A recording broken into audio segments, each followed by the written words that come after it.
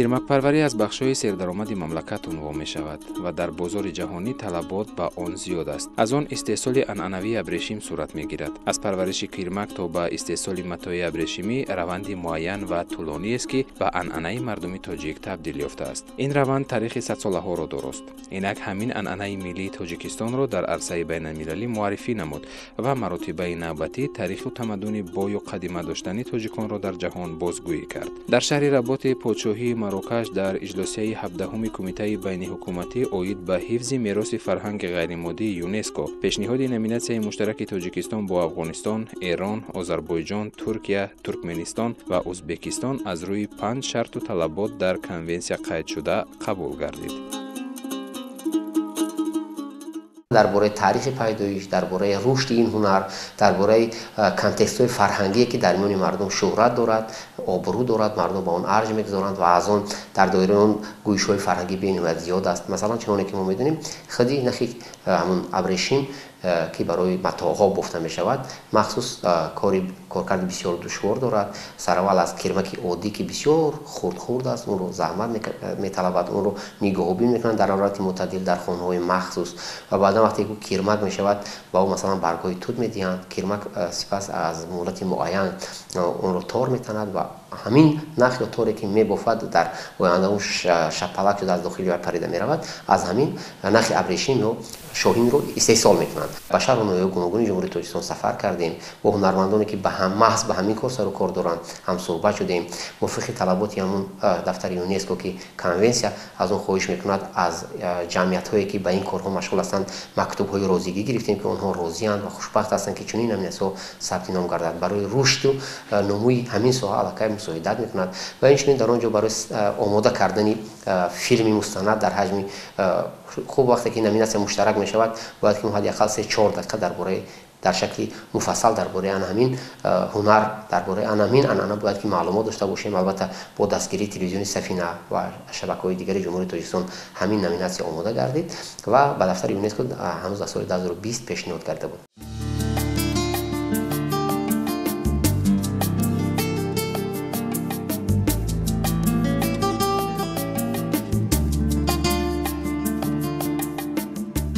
кирмакпарварӣ таърихи беш аз 5000 сола дошта аз замони бостонӣ мардуми тоҷик ба парвариши пила машғул буданд. дар гузаштаи начандон дур то солҳои 40-уму 50-уми асри 20 шахсоне буданд ки кирмакро аз тухм дар шароити хона мебароварданд. барои ин кор халтачаҳои тухми кирмак доштаро занони кӯҳансол ва он нафароне ки шахсони покиза ҳисобида мешуданд дар бағалашон то баровардани кирмак нигоҳ медоштанд.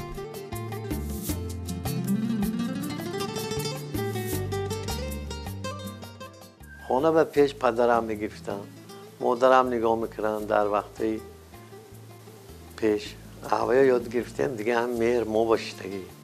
هر سال میگیرم یا بالا میکنم خودم میگیرم. 30 سال زیاد شد من هر سال میگیرم.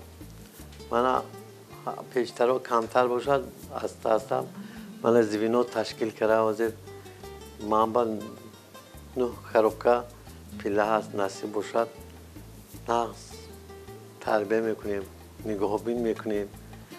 مهر من همین بچگی من به همین پیدا شده که این پیله پروری با چه خیلی وضع دشوار هم باشد من لیکن همینا حرکت میکنم تا آخر بایشه نقص برده سپرده نصیب باشد پیله نقص تربیه میکنیم. تا 250 کیلو پیله سپردگی سالم هم هست. من 2 سال با کمتر و کمیش 180 167 رفت شده. اویلوی میجمیم اگر کمتر کفا مونده میگیم که پیله عقیف ما همین کار بود میکنیم و عقیفای خودمون میشه. تو اینا سیر نکنیم خودمون نمیشینیم. соҳаи кирмакпарварӣ солҳои охир барои баъзе оилаҳо шуғли дӯст дошта мебошад. Масалан, оилаи Матлуба Ашур ва сокини шаҳри Турсунзода наздики 20 сол аст ки ба парвариши кирмак машғул буда, дар мавсим аз аввалинҳо шуда барои гирифтани тухм ба нуқтаҳои тақсимот мераванд. Ин бонуи даст ба кор ин мавсимро дербоз интизорӣ мекашад. Ба гуфтааш, кирмакпарварӣ кори на чандон осон аст. ҳар қадар бо ин кирмакҳо аҳамият диҳему ба онҳо меҳр бандем, ҳамон қадар фоида ба даст меорем.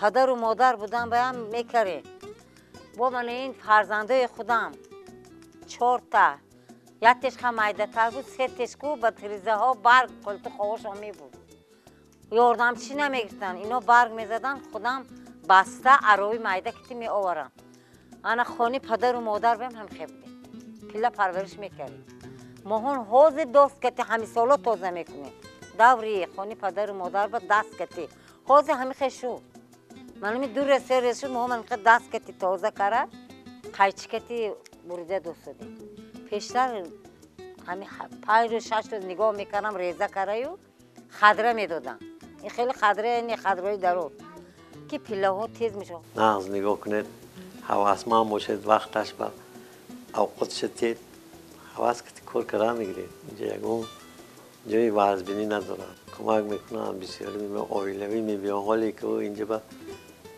چند کس میبید من کارگر دارم منی کالخوچی دارم هم برگرده میبیان یاردم میکنن چینده میتیم همش بیاردم شده که بدونیم برای رشد رونق دادن ساحه کیرمکپروری پیش از همه بعضی خوراک‌ها لازمه و در این حال طبق معلومات های کمیته اداره زمین شهر در میدان 46 گکتار توت‌زارها موجود می باشد که همه ساله در آنها گذراندن کارهای اگرتکنیکی نم کردن بیخ درختان و اینچنین جهت ثمرناک استفاده بردن آن در بین قطار آنها کشتی زراعت ها براه مانده می شود اساساً زراعت های خوراکی چاروا و غیره براه مانده می شود در برگرد ما 1 گکتار توت‌زار تشکیل کرده که این ما هم نگاه میکنیم از قمتی من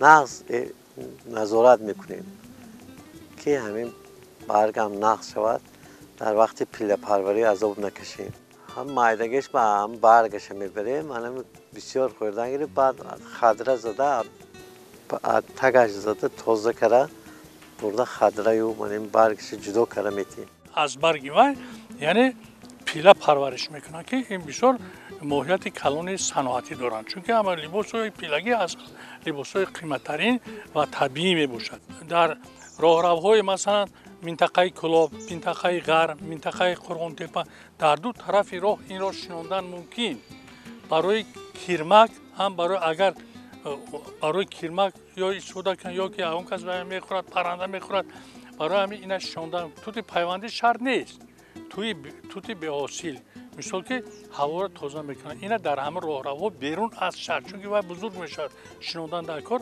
اول با یک آب و تست ریشه گیره و دیگر آب طلب بسیار نیست بنابر صاحبین و در همه جا شناندن آیا ممکن است خیلی که من از پیام پیشوای ملت پرزیدنت جمهوری تاجیکستان برمی‌آید سال جاری دقت اساسی در ساحه پیله پروری گفته گذاشتند و در این امتیازهای زیاد نیز برای رشد ساحه پیله روانه نمودند که این باعث رشد یافتن این ساحه می‌گردد اساساً مثال از تمام اندازها آزاد کردن ساحه چرا ما در تاجیکستان توت‌باغ‌ها نمی‌کنیم توت‌باغ‌هایی کنیم که پیوندی شاه توت مثلا توت بدانه توت مرمرک دیگر توت‌ها که از همون بگیریم یا سیخ تیار کنیم در اونجا از همون شربت تیار کنیم از همون مثلا قندالو تیار کنیم از همون قند تیار کنیم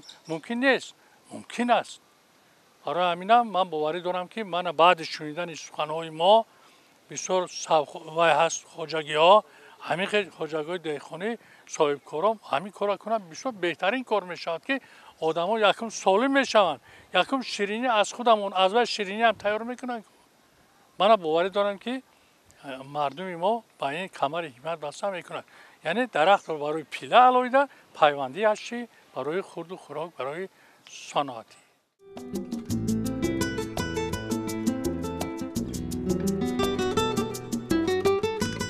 عبدالجبار شایمردانوف که در این ساحه تجربه 30 ساله دارد میگوید کرمک پروری ویژگی های خود را دارد.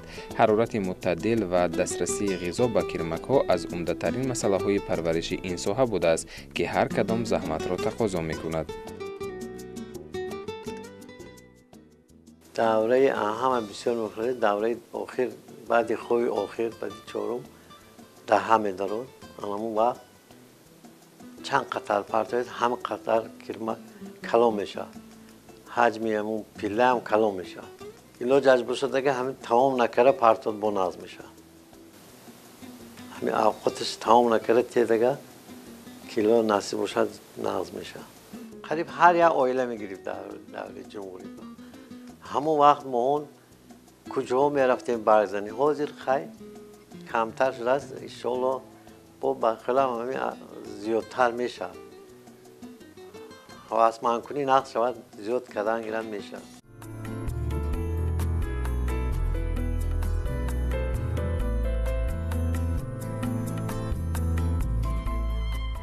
بعد از دهه خرد خستن کرمک طرز نگاه و بین آن تغییر می‌یابد. در مرحله تا دهه خرد به کرمک یک مرتبه نکچه برگ و یک مرتبه پخته برگ می‌دهند. به دهه خرد خواب رفتن کرمک معنای آغاز گردیدن سیرکاری کرمک پرور و دهه خوری را دارد. اگر کرمک دهه خور شود کرمکچی هم دهه خور می‌شود، میگویند کرمک پرورانی تجربه دار.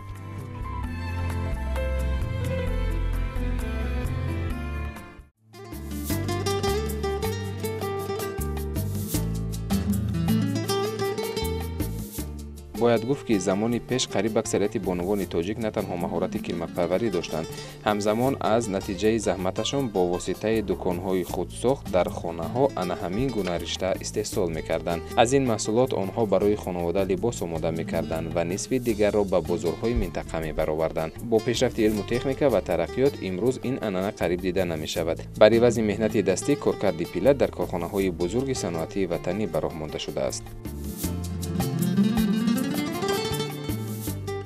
پیله را میریزی بجک میکردیم و پیله را میپختیم. وقتی کرمک داشتیم هنه پیله را چی میکردیم؟ پیله را میپختیم، بعد قوق میکردیم، در افتو میداختیم، بعد دست مقطعی انمتا میرشتیم بجک میگن بجک. بعد امو سری بجک میگرفتیم و میکردیم. انا تا میدویم در چرخه میکردیم. بعد یورا با قبطه د تورا وای میکنی و در همین دوکنده باز وای میکردیم. اینا باز که اینا که چی کردی تا دای با اونا خوراک میگن و یک سوزن تیبانه.